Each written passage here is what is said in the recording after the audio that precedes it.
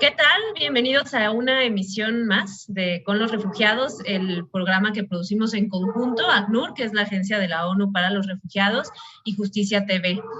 Yo soy Silvia Garduño y me da muchísimo gusto saludarles una vez más. Tuvimos ahí unas semanas de vacaciones, pero estamos ya de vuelta.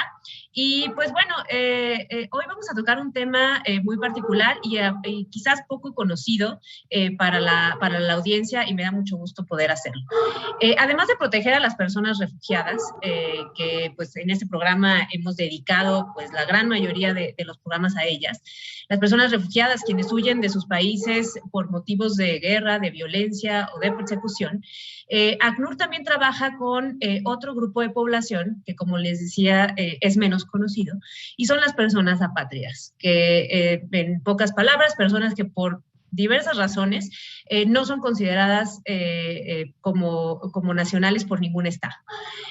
No tener nacionalidad, en realidad, pues quizás a veces no nos podemos imaginar, ¿no? No contar con una nacionalidad, pero esto impacta directamente pues en el ejercicio de diversos derechos, ¿no? El derecho a la identidad, impide, por ejemplo, acceder a derechos como educación o a la salud a veces, ¿no? Ir a la escuela, ir a un doctor, obtener un empleo, todo va muy ligado, ¿no?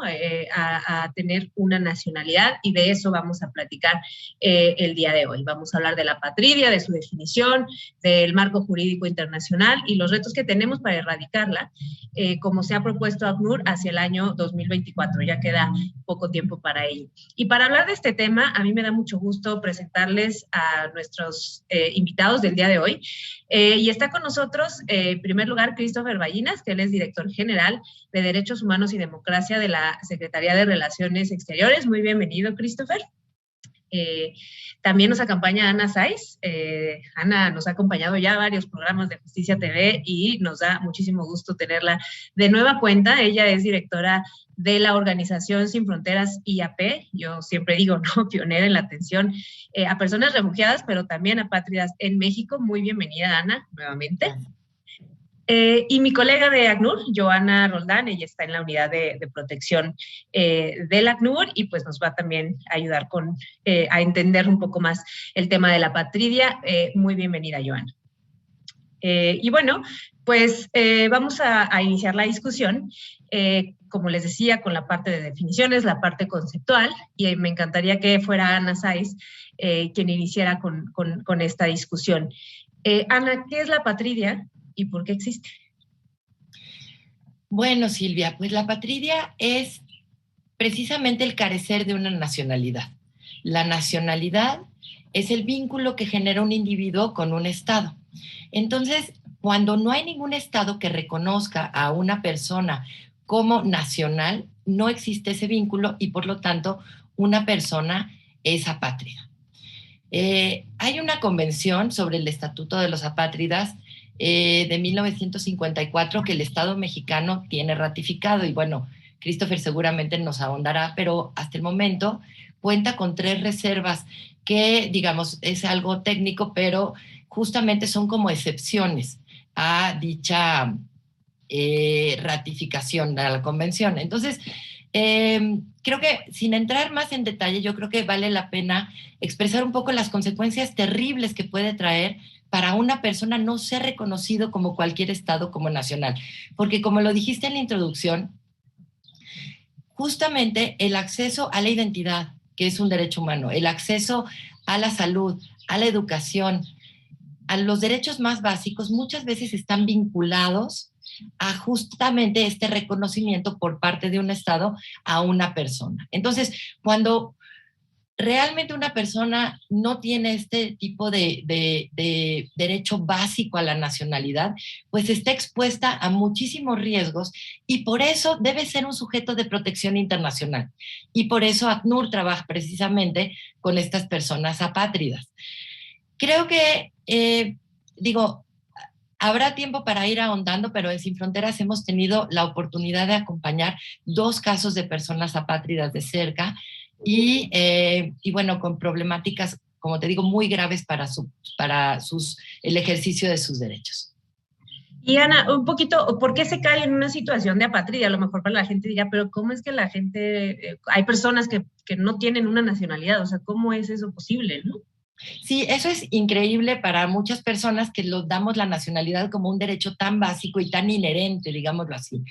Pero este se puede dar por distintas situaciones. Por ejemplo, una persona que nació en un país y por alguna razón no tuvo acceso al registro civil y atravesó alguna frontera internacional y cae en un país, digamos, es el caso de México, en donde el acceso a la nacionalidad por naturalización no es tan sencillo, entonces puede caer en una situación de apatridia. O una persona a la que no tenga acceso al registro civil y no pueda registrar a sus hijos, digamos, en algún lugar. O, por ejemplo, algún país en donde la nacionalidad no se adquiera por el nacimiento, por el jus soli, y nace en ese país y no es reconocida como tal por el lugar donde nació, ¿no? Fue el caso de muchos ciudadanos, por ejemplo, de Turquía en Alemania, ¿no? Es un caso que recuerdo. Entonces, sí es un riesgo, y en México hay una causal muy grave para las personas naturalizadas, y es el no estar en México por 6 meses seguidos. O sea, estar en el extranjero por 6 meses seguidos puede ser una causal de perder la nacionalidad mexicana. Si estás en un país en donde no se reconozca, digamos, una nacionalidad por permanecer, por estar ahí o por haber nacido ahí, pues caes en un riesgo de apatridia. Esas son algunas situaciones que podría yo compartir. Pues muchas gracias, Ana. Sin duda, seguiremos conversando sobre ellas. Y quería ahora pasar con Joana para que nos explique un poco el mandato del ACNUR con las personas apátridas, ¿no? Y cuál es, pues, la relación o la diferencia entre una persona apátrida y una persona refugiada o una persona en situación de movilidad, ¿no? Tomando en cuenta este mandato de ACNUR. Adelante, Joana. Bienvenida nuevamente. Muchas gracias, Silvia, y un gusto compartir también con Ana y con Christopher. Pues sí, el mandato del ACNUR es relativamente reciente. La oficina fue creada en el año de 1949 y luego en la Convención sobre el Estatuto de los Refugiados del 51 se hablaba únicamente de personas refugiadas y refugiadas apátridas.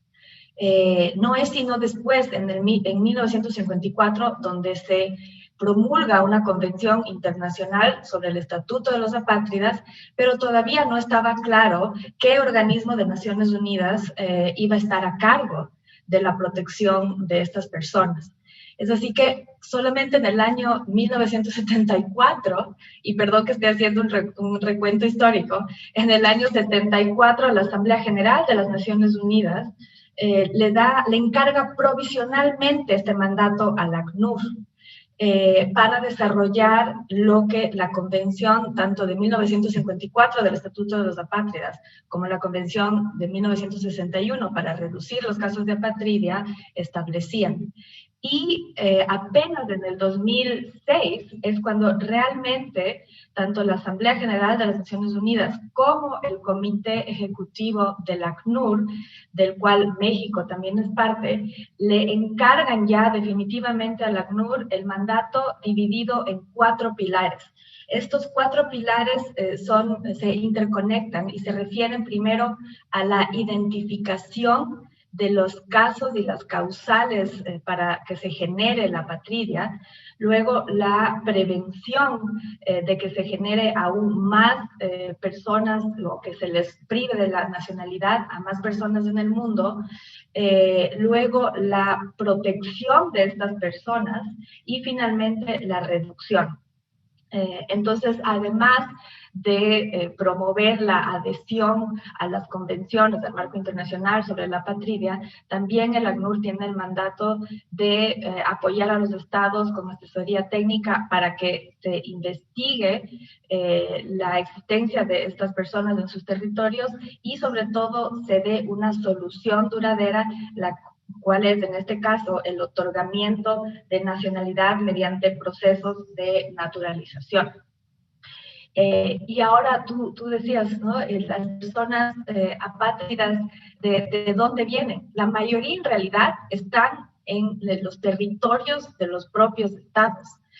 La mayoría de personas apátridas no están en contextos de desplazamiento, sobre todo de cruce de fronteras internacionales, sino que, como nos decía Ana, por problemas de conflictos en leyes de nacionalidad, por falta de registro de nacimiento, también por una causal subyacente de discriminación, sobre todo en cuanto a discriminación racial, étnica, lingüística o de religión. Estas personas dentro de los propios territorios de los estados han sido privadas de su nacionalidad.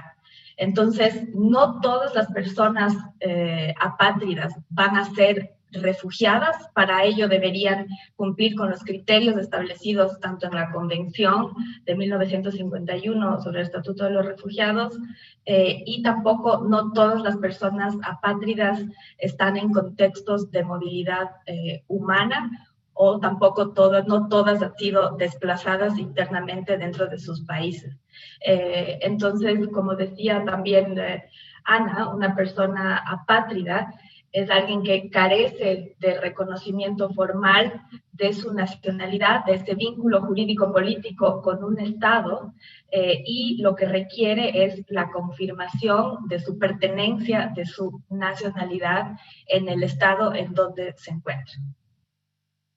Pues muchas gracias, Joana, porque arrojas mucha luz en cuanto a dónde, ¿no?, se encuentran las personas apátridas, y que pues muchas veces se encuentran dentro de los mismos estados, si no es que la mayoría de las veces, y que bueno, justamente ahí vienen todos los retos. Y la campaña esta de ACNUR que hablábamos para erradicar la apatridia, justamente se llama I Belong, ¿no?, yo pertenezco, y que justamente pues eso busca, ¿no?, que también se les reconozca a esas personas como sus nacionales. Para cerrar este primer bloque, vamos con Christopher, que me da muchísimo gusto saludar nuevamente.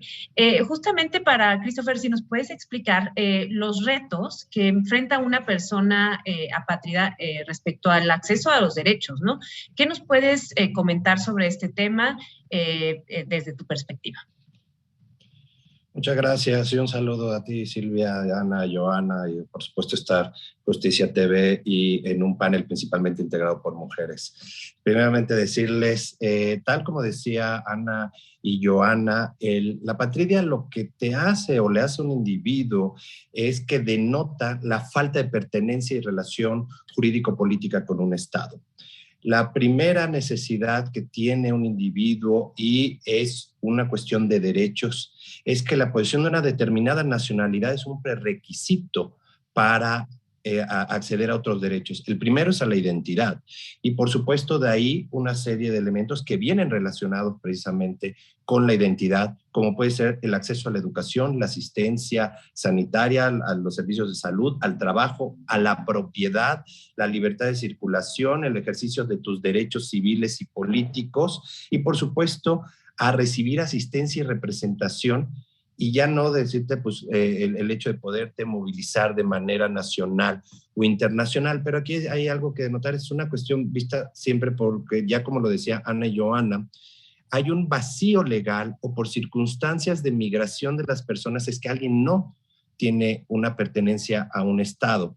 Pero lo tenemos que ver más allá de una cuestión jurídica, es también la falta de pertenencia a un Estado, y precisamente es un derecho de las personas pertenecer a una sociedad y poderse desarrollar de manera plena. Precisamente por eso los pone en una situación de vulnerabilidad y les limita su integración, así como el acceso a otros derechos que ya decíamos. Entonces, no solamente lo debemos abordar desde la parte jurídica, política, sino también de la perspectiva de derechos humanos. Le estamos limitando a las personas la posibilidad de acceder a sus derechos, pero pareciera que en un momento dado son considerados como delincuentes porque no tienen acceso a unos papeles que les permiten identificarse.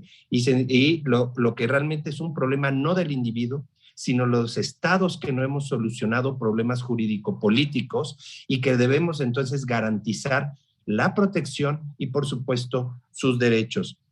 Aquí es importante también denotar que cuando te falta pues, un documento que en realidad es el que te permite ejercer tu derecho a la identidad, el documento no es la identidad, es el que permite acceder tu derecho a la identidad, pues en realidad también te limita a otro tipo de cuestiones, simplemente movilizarte, ejercerte, identificarte, decir, tú no tienes esta cuestión. Entonces también en un momento dado, lo que ya decía Joana y lo que decía Ana, pues hay por situaciones de los estados que no han llegado a complementar los registros en lugares apartados, pero en otros casos, por cuestiones no necesariamente voluntarias, las personas se tuvieron que desplazar. Entonces tenemos que cumplir, porque son, lo que decimos, doblemente invisibles. Para el Estado son invisibles y ellos son invisibles para el Estado. Entonces tenemos que llenar ese hueco precisamente para que las personas puedan ejercer sus derechos a cabalidad. Pues muchas gracias, Christopher. Me quedo con esta frase de el problema no es de las personas, sino de los estados, ¿no? Los que tenemos que resolver, ¿no? Justamente esta situación en la que pueden caer, ¿no? Algunas personas. También con Joana decía, desde 1974, ¿no? Existe, pues, esta discusión o el mandato, digámoslo así, y es relativamente reciente, lo cual me lleva a pensar qué sucedía antes, ¿no? En la situación de las personas apátridas. Vamos a cerrar este primer bloque. Regresamos, no se vaya, seguimos Con los Refugiados. Muchas gracias por seguir con nosotros Con los Refugiados. El día de hoy estamos hablando del camino a erradicar la apatridia. ¿Se imagina usted no tener una nacionalidad? Que ningún país le reconozca como su nacional. Increíble, ¿no? A veces es algo que decíamos, damos por sentado, ¿no? Pues tenemos derecho a una nacionalidad, pero personas que no lo tienen. Hay personas en esta condición, no debería de haberlas, y tenemos un marco jurídico internacional para que no las haya. Y en ese sentido, quisiera darle nuevamente la voz a Joana, para ver si nos puedes exponer brevemente cuál es este marco jurídico que justamente va hacia evitar que las personas caigan en situación de apatridia. Claro que sí, Silvia. Pues desde la Declaración Universal de Derechos Humanos, ¿no? Se reconoce este derecho de todas las personas a gozar de una nacionalidad. Y entonces esta es la base, digamos, del marco jurídico internacional, que junto con todos los demás tratados de derechos humanos complementan las dos convenciones específicas sobre la materia de apatridia. La primera es la Convención de 1954 sobre el Estatuto de los Apátridas, y el principal aporte de esta convención es la definición universal de quién es una persona apátrida. Esta definición, además, ya es considerada como derecho consuetudinario, es decir, que es vinculante para todos los estados, sean o no sean parte de esta convención. Y además establece los derechos mínimos para que estas personas puedan gozar mientras su situación se resuelve. Derechos como Christopher ya mencionaba, a la educación, a la salud, a la vivienda, e incluso a tener un documento de viaje para que pueda circular libremente. Al momento, 19 países de América Latina, incluyendo México, son parte de esta convención de 1954. Y la segunda convención que viene a complementar este marco jurídico es la Convención de 1961 para reducir los casos de apatridia. Y esta convención, el valor de este instrumento es el establecer salvaguardas para prevenir que surjan más casos de apatridia y para buscar también en los ordenamientos jurídicos internos soluciones para prevenir el surgimiento de este fenómeno. En América Latina, hasta el momento, 18 países se han adherido a esta convención. México todavía no es parte, pero ya Christopher nos comentará cuáles son los compromisos que México ha realizado en esta materia. Entonces, este sería un poco el marco jurídico internacional en materia de apatridia.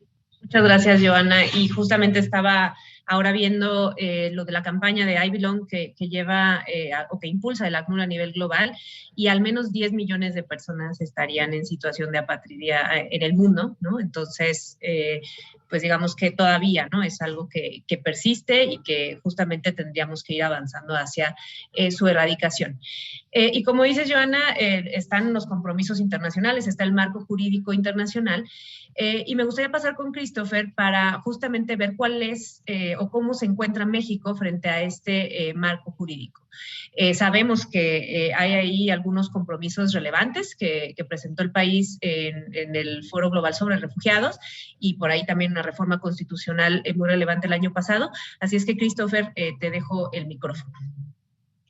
Muchas gracias. Sí, de hecho, como parte de su política exterior en materia de derechos humanos, así como los compromisos que ha adquirido y manifestado el gobierno de México, ha sido sobre todo, uno, tener una perspectiva de derechos humanos con las personas en movilidad y sobre todo aquellas en movilidad internacional. Es importante destacar que en la participación, donde tuve la fortuna de participar en el Foro Mundial sobre los Refugiados de 2019, el Estado mexicano, porque hay que decir que esto es importante, los compromisos de esa ocasión fueron del Estado, no solamente del gobierno. Participaron tanto agencias, organismos, la sociedad civil y, por supuesto, el gobierno en sus diferentes órdenes y sus diferentes ramas. En ese sentido, desde la Cancillería nos comprometimos precisamente a iniciar un proceso de discusión y valoración que permitiera identificar obstáculos normativos o brechas de oportunidad y crear una ruta crítica para seguir la implementación cabal y efectiva de la Convención sobre el Estatuto de los Apátridas de 1954, de la que México es parte, pero por supuesto que tiene ciertas reservas también, o por supuesto poderse adherir a la Convención para reducir los casos de apatría de 1961.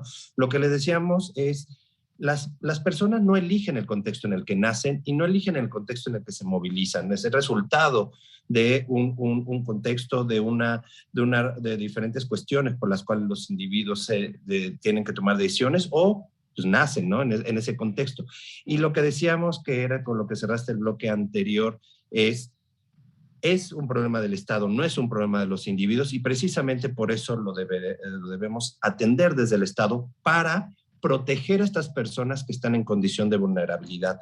En ese sentido, decir que no solamente ha habido diferentes reformas dentro del gobierno, en diferentes, y eso en un diálogo que ha tenido el Poder Ejecutivo con el Poder Legislativo. Simplemente destaco pues las diferentes reformas y la creación de la Ley de Migración y la de Refugio también en su momento, hace ya 10 años, en 2011, pero también en 2006 reformó el artículo 44, que desde la Ley del Servicio Exterior, que le permite a las personas, es decir, a los cónsules, a registrar a personas nacidas en México que por cualquier circunstancia no hubieran sido registrados sus nacimientos en territorio nacional. Esto es importante porque hay personas que, lamentablemente, como lo decía Ana y Joana en el anterior bloque, no pudieron acceder al registro, pero si estás fuera, sí lo podemos hacer. Entonces, estamos llenando un hueco y un vacío que lamentablemente, porque las personas no pudieron movilizarse un registro en territorio nacional, pero lo hacen fuera, se puede registrar.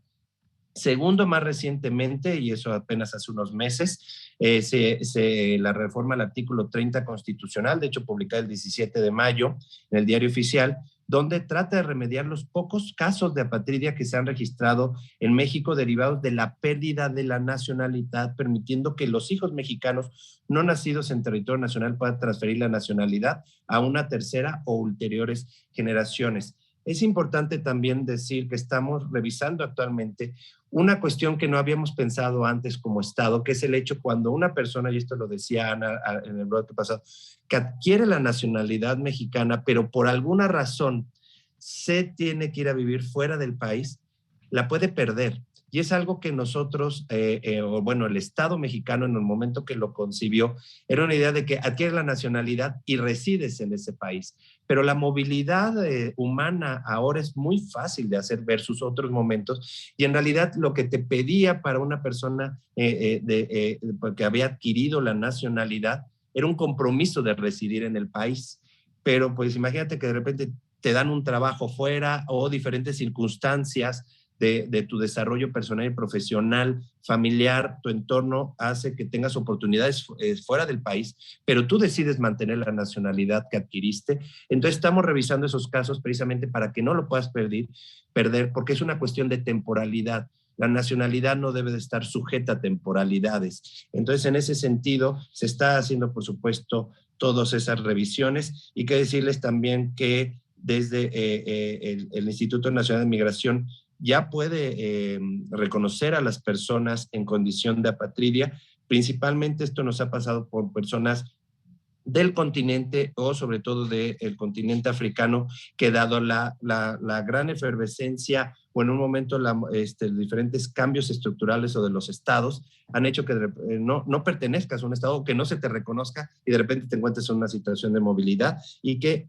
lo que decimos, están en una situación de vulnerabilidad y que se les pueda reconocer. Nosotros en la Cancillería, con los datos que nos comparte el Instituto Nacional de Migración, al último registro de 2019, se tenían registrado casi 1,000 casos de apatridia en esta situación, que se les trata, por supuesto, de reconocer sus derechos como una persona en situación de migración. Y finalmente decirles que México trata de ser un campeón en materia de nacionalidad y derecho a la identidad, y precisamente tratar de abordarlo desde una perspectiva de derechos humanos, no discriminación. Estamos revisando nuestros retos, hay cuestiones que hacer, sobre todo porque la realidad es más rápida que los cambios legales que son necesarios para garantizar los derechos.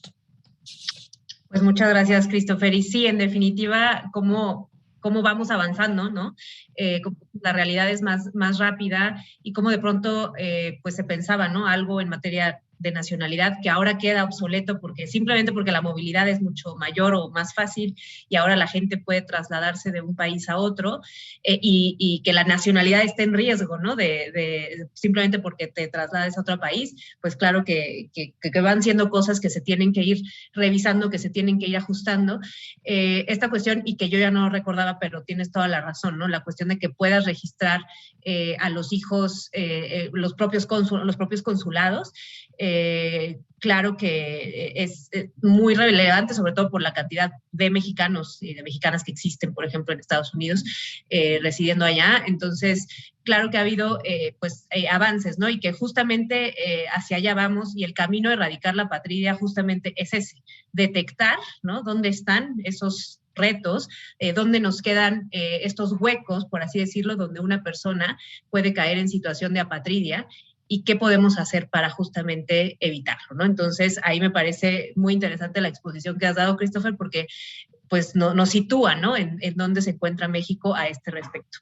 Pero, siempre hay un pero, quería pasar con Ana Sáez, que siempre desde la sociedad civil también, pues hay pues una visión, ¿no?, que siempre pues nos ayuda también, ¿no?, a ir avanzando hacia una, pues la ideal, ¿no?, que necesitamos. Y en ese sentido, si hablamos específicamente del marco jurídico, Ana, desde Sin Fronteras, ¿cuáles son sus consideraciones? ¿Qué falta, ¿no?, hacia dónde deberíamos de ir caminando? Pues Silvia, mira, como dice Christopher, pues se trata de encontrar los huecos, la verdad, y a veces la vida práctica, cuando tratas con las personas y tratas de ayudarles en su situación personal, es cuando identificas esos huecos. Ahora, el camino, digamos, tenemos un rumbo porque México participó en el Plan de Acción Brasil en 2014, y en donde los estados firmaron compromisos para generar cambios positivos en este tipo de personas y poder erradicar la apatridia. Esa debería de ser nuestra fin último, más allá de hacer sencillos estos procedimientos de declaración de apatridia, de reconocimiento de apatridia. Tenemos que buscar erradicarla. Y, por supuesto, cerrar esos huecos en donde pueda caer la gente como apátrida. Esta causal que platicábamos de las personas naturalizadas está simplemente en el artículo 37 de la misma Constitución. Entonces, es un reto ahí ir borrando ese tipo de limitaciones. Ahora, por ejemplo, en el Plan de Acción Brasil se habló de facilitar la inscripción universal de los nacimientos, esto que hablaba Christopher, que se pueden hacer desde el exterior, pero muchas veces aquí en territorio mexicano hay problemas para que las personas puedan acceder. O sea, digamos, en el registro civil a veces les es increíble si les piden un acta de nacimiento, y una persona que les diga es que no tengo acta de nacimiento, simplemente pues no, a veces el funcionario simplemente no tiene las herramientas para saber cómo resolver estos retos y, bueno, se debe tener interpretaciones pro persona y hay procedimientos que se deben sustituir para poder no generar estos mayores riesgos de ir promoviendo esta figura de apatridia.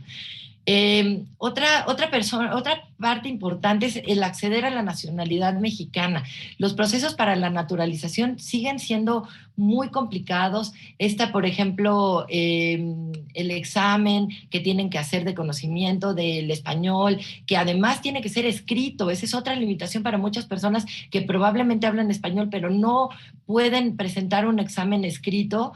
Y ahí viene también otro riesgo, digamos, para salir de la condición de apatridia. Ha sido, como decía Christopher, ha habido distintos momentos en México y procedimientos que no son del todo claros entre el Instituto Nacional de Migración y Comar, porque se supone que debería el instituto de pedirle una opinión a la Comisión Mexicana de Ayuda a Refugiados, que es, digamos, la instancia protectora. Y durante esta administración de Comar solo se ha pedido una opinión, fue una buena práctica, digamos, en una delegación del Instituto Nacional de Migración en el estado de Sonora, me parece, en donde sí se pidió la opinión técnica, pero esto no sucede en todos los casos. Por ejemplo, hay un estudio del Ibero que señala que en 2017 1,775 personas originarias de la República Democrática del Congo fueron declaradas, reconocidas como apátridas por el Instituto Nacional de Migración. Pero esto, digamos, no tiene una correlación con las opiniones técnicas rendidas por Comar. Entonces, ahí hay un asunto procedimental que hay que arreglar, digamos, entre Comar, que sería la instancia protectora. Ya hemos expuesto por qué nos parece importante que todas las personas apátridas sean sujetas de protección internacional. Entonces, sí es importante que cuenten con esta opinión técnica de Comar, y el Estado mexicano tiene que ir cerrando esas brechas para que sean reconocidas como nacionales. En Sin Fronteras hemos acompañado 2 casos de personas apátridas, una con una persona con discapacidad visual, que es bien difícil que le reconozcan el acceso a los servicios de salud, porque los servicios de salud te piden el acta de nacimiento, te piden la CURP, y bueno, esta persona ya tiene este reconocimiento como persona apátrida, pero hablamos de que es un caso que data de 2017 y hasta hoy no ha podido acceder a la nacionalidad mexicana, por ejemplo. Tenemos otro caso de una persona que no ha logrado acreditar que nació en República Dominicana y como tal tiene el reconocimiento de una persona apátrida en México y también tiene muchos problemas para acceder a derechos y no ha podido tampoco acceder a un proceso de naturalización por todas las limitaciones que existen en la ley mexicana, y estos huecos que, como bien dices, Christopher, tenemos que identificar e ir cerrando, porque es un compromiso internacional en caminar hacia erradicar esta situación de apatridia. Muchas gracias, Ana. Nos quedan unos minutitos para cerrar este bloque y nada más quería pasar con Joy porque, Christopher explicó pues muy bien los avances que hemos tenido en el marco jurídico y nada más quería ahí desde ACNUR pues cómo se ha visto o cómo se ven, ¿no?, este tipo de avances que hacen los estados, en este caso México, para ir justamente avanzando hacia la erradicación de la apatridia, ¿no? Para el ACNUR realmente son pasos muy positivos y además que sientan un precedente en la región para animar a otros estados también a revisar su legislación interna para ver estas brechas o estos vacíos que podrían estar poniendo a ciertas personas en riesgo de ser apátridas, y también para que otros estados promuevan esta revisión legislativa. Entonces, desde ACNUR también acompañamos al Estado mexicano en la revisión de su legislación y también de los procedimientos.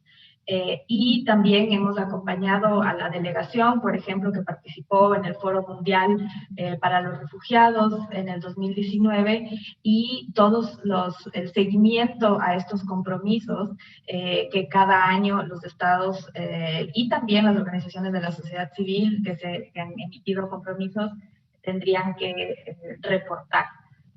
Entonces, definitivamente todavía hay camino por recorrer, y estos desarrollos sin duda son pasos importantes. Y por ejemplo, en el mes de junio se organizó un conversatorio donde participó la Cancillería, también el INM y la Comar, y se discutió qué otros pasos aún están pendientes para, primero, levantar las reservas de las que a las que refirió Ana y que quizás Christopher pueda expandir, después a la Convención del 54, y también qué hace falta para que México pueda efectivamente adherirse a la Convención del 61. Pero en todo caso, creo que el hecho de estar aquí también en este conversatorio es una muestra de que México tiene una preocupación legítima y un interés también de seguir avanzando y disminuir los casos de riesgo de apatridia. Y solamente, si me permites un minuto, creo que lo que mencionaba Ana de vacío en el procedimiento entre el INM y la Comar es muy importante, porque la definición de persona apátrida es muy específica, es compleja de determinar, pero siempre será mejor reconocer que una persona posee una nacionalidad que decir que una persona es apátrida por el hecho de que en ese momento de presentarte ante una autoridad, tu nacionalidad no sea efectiva, o que tengas, por ejemplo, un pasaporte vencido, o que no exista un consulado en el país donde tú le puedas preguntar, ¿es o no es nacional? ¿Tiene o no tiene un registro? Entonces, estas determinaciones que pueden no ser completamente aceptadas, digamos, por una autoridad, en realidad no le da ningún beneficio a la persona, porque ser etiquetada como apátrida te pone en una condición de vulnerabilidad.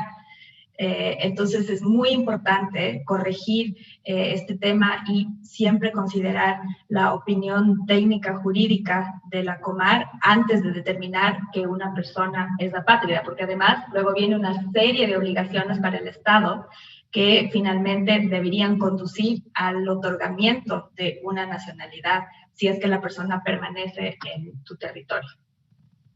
Muchas gracias, Joana y Ana, con este tema específico que tocan y que podemos abordar con mayor soltura en el último bloque. Vamos a ir a una pausa, no se vayan, aquí seguimos con los refugiados. Regresamos, ¿qué tal?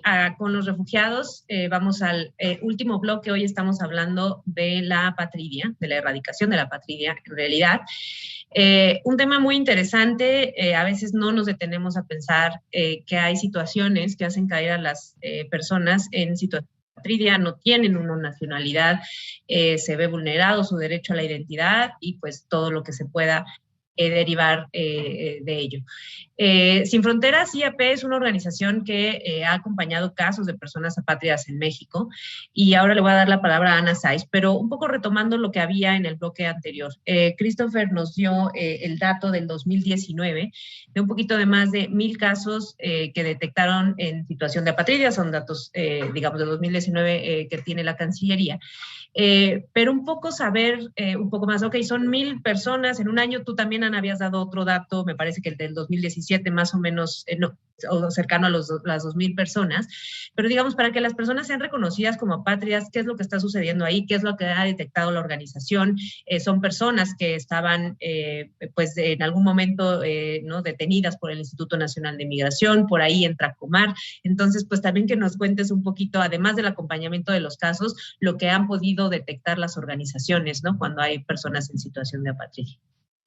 Sí, creo que primero vale la pena decir que de verdad no hay datos, o sea, faltan consolidar estos datos y consolidarlo entre todas las instituciones en donde, digamos, que tienen participación en esta cuestión, sobre todo el Instituto Nacional de Migración, en segundo término Comar, y en tercer término, pues obviamente la Cancillería, como decía Christopher. La unidad de política migratoria también tendría que tener monitoreada esa situación, y digamos, en 2017 la Ibero, a través de solicitudes de transparencia, logró documentar 3.073 casos, de los cuales se habían pedido alrededor de 12 opiniones a Comar.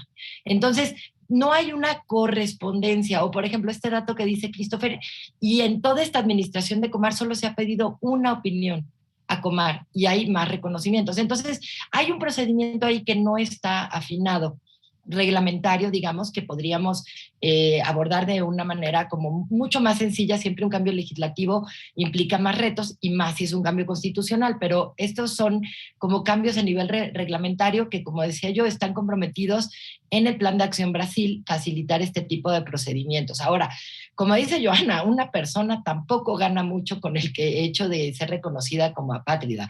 Sería un paso importante el que hubiera un procedimiento facilitado, digamos, de acceder a la nacionalidad mexicana a partir de esa declaración de apatridia, y que no hubiera algún tipo de requisitos, digamos, un poco ad hoc a ese tipo de situaciones en México, cuestión que no hay.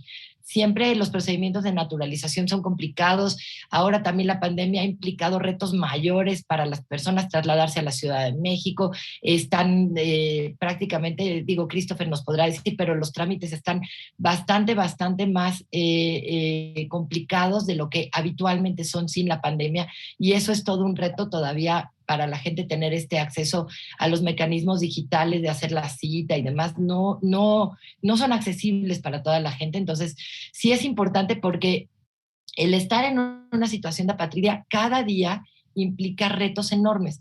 En el caso acompañado por Sin Fronteras de una persona trans con un problema prácticamente de debilidad visual muy grave, es muy complicado que pueda acceder a aprender braille, o que pueda acceder a tener los tratamientos.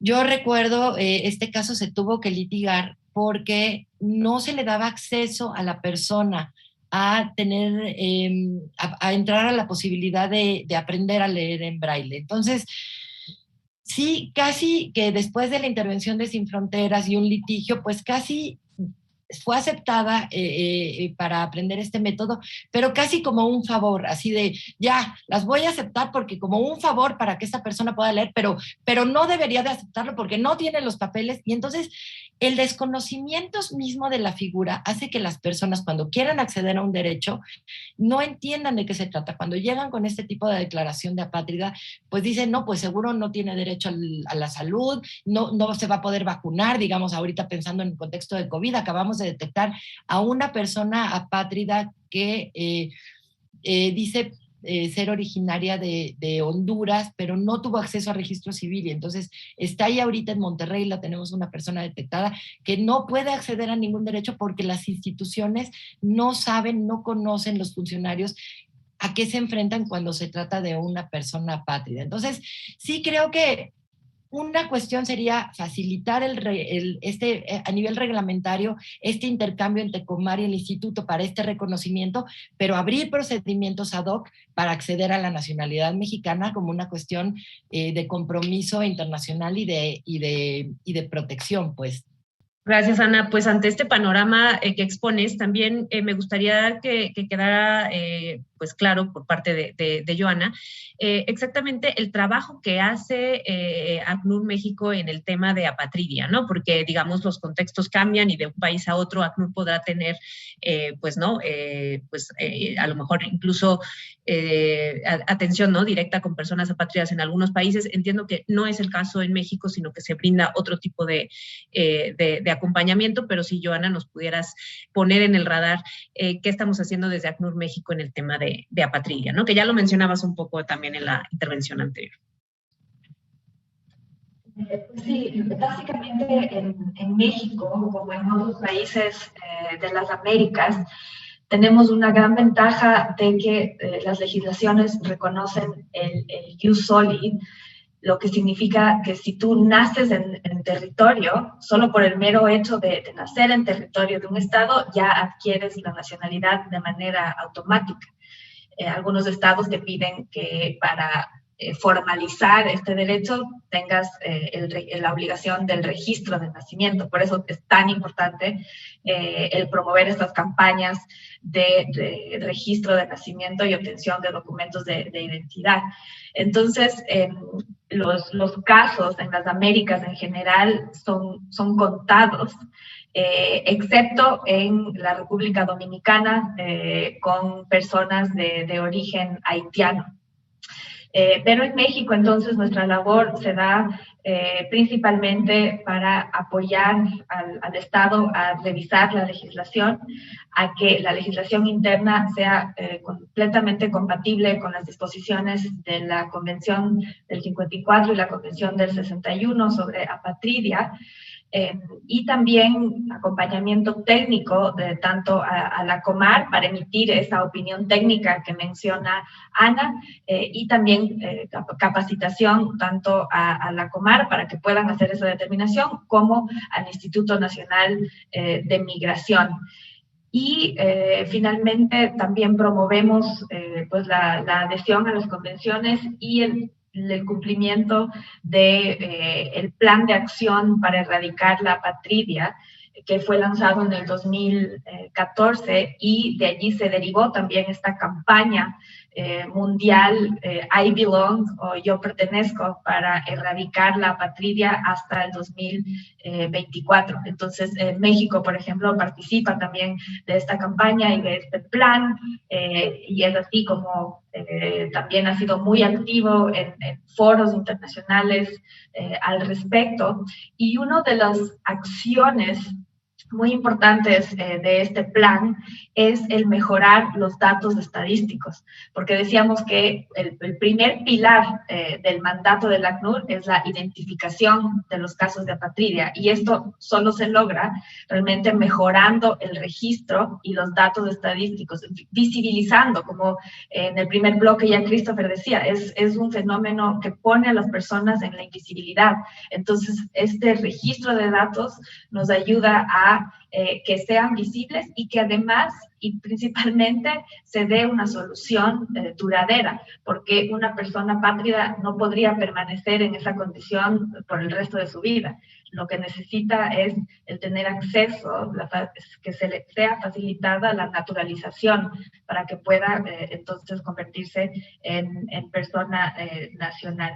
Entonces, eso a grandes rasgos, la labor del ACNUR en México y en la región, porque definitivamente en otros continentes existe realmente un problema muchísimo mayor de apatridia, como por ejemplo en el sudeste asiático.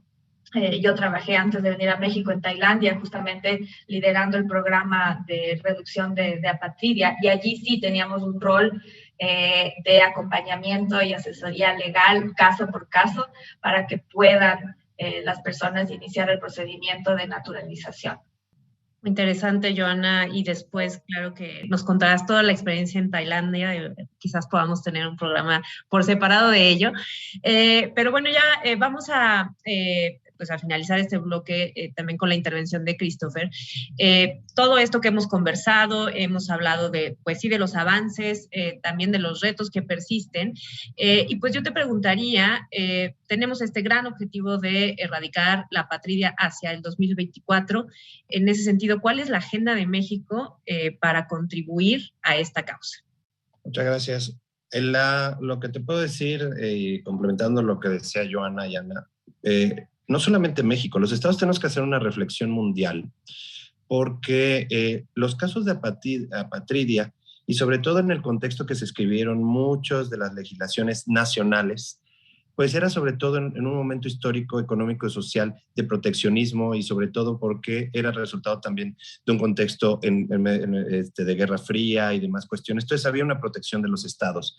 Y desde el punto de vista jurídico, la apatridia siempre se ha visto como una excepción, es decir, el legislador y el que creó, pues en realidad le quería dar certeza jurídica a un conjunto de personas que cumplían ciertas características. Lamentablemente, por hechos sociales, económicos, políticos, la gente migra o simplemente en el contexto en el que nace no accede a las diferentes facilidades que tienen otras personas.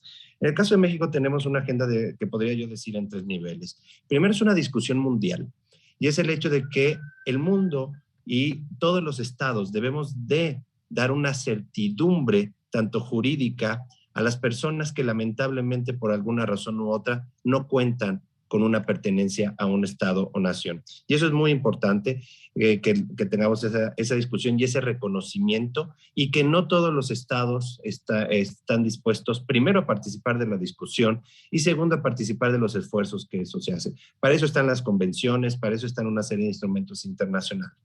Segundo, es a nivel nacional y legal. Por supuesto, nosotros desde la Cancillería hemos empezado un proceso que lo hacemos de manera recurrente para revisar aquellas cuestiones que por alguna razón en el orden internacional no han sido reconocidos o necesitan reconocerse, como pueden en un momento dado ser las reservas que se mantienen a ciertas convenciones, porque las reservas se hacen en un contexto y con un razonamiento jurídico de esa circunstancia en particular, y que ya en el caso de Patridia ya la hemos comenzado, pero sobre todo lo que nosotros queremos que esos instrumentos internacionales tengan un impacto en la legislación nacional para el reconocimiento de ciertas circunstancias como pueden ser la patridia, pero también la protección internacional y el refugio. Y tercero, una cuestión procedimental, que era lo que sobre todo abundaba Ana, es decir, el que diseña el proceso lo diseña pensando en cómo atender la mayoría de los casos, pero no lo piensa en los casos de excepción. Entonces, precisamente en el trabajo conjunto con las organizaciones que en muchos casos representan a estas personas, o segundo, con el trabajo con lo que hacemos con las agencias internacionales, como es el caso de ACNUR, también con la OIM, podemos encontrar la forma de mejorar nuestros procesos para garantizar. Y en los 3 niveles que estoy hablando, debe de haber una perspectiva de derechos humanos. Siempre ha prevalecido una perspectiva jurídica, política, pero sobre todo la perspectiva de derechos humanos. No estamos hablando de papeles, no estamos hablando de personas. Y precisamente mientras se mantenga una perspectiva de derechos humanos, podemos ir avanzando a reducir y eliminar los casos de apatridia. Y no solamente eso, porque ya lo decía Joana, lo decía Ana, una cuestión es que te reconozcan como apátrida. La cuestión es que eso no te da el acceso a la identidad y al resto de derechos que vienen aparejados. La perspectiva de derechos humanos te debe decir es que tenemos que solucionar este problema porque es una circunstancia que el individuo no eligió. Entonces tenemos que trabajar, y pues culminaría con lo mismo que empezaba, es un compromiso de los estados que tenemos que tener con los individuos que se encuentran en esta situación. Muchas gracias, Christopher. Sin duda, pues dejas muy claro pues la importancia, ¿no?, que tiene esta agenda también para el Gobierno de México en sus varias dimensiones. Y quisiera agradecerles a los 3, a Ana, a Joana y a Christopher, por haber estado con nosotros el día de hoy para pues ayudarnos, ¿no?, a entender y a conocer un poco más. Nuestra audiencia quizás es la primera vez que escucha el tema Patridia, y qué importante es poder llevar justamente estos temas. Les agradezco muchísimo, y a usted que se ha quedado a ver este programa, le agradezco una vez más. Nos vemos la semana que entra en Con los Refugiados. Ya sabe, aquí estamos cada miércoles. Hasta luego.